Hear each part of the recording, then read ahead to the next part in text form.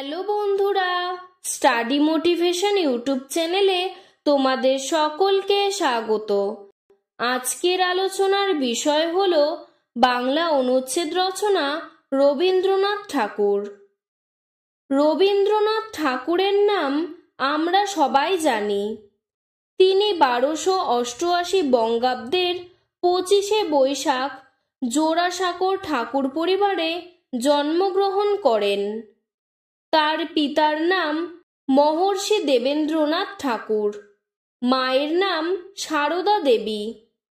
তার সহজ সরল ভাষায় লেখা কবিতা ও গল্পগুলি ছোট বড় সকলের কাছে প্রিয়।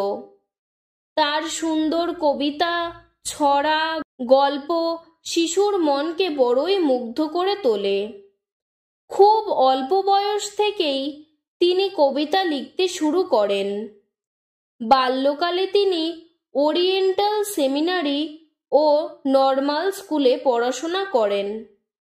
এরপর তিনি বাড়িতেই শিক্ষালাভ করেন।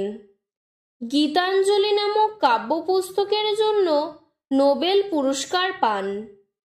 এছাড়া উপন্যাস, নাটক, প্রবন্ধ, কবিতা ইত্যাদি রচনা করে বিশ্ববিখ্যাত কবির সম্মান লাভ করেন।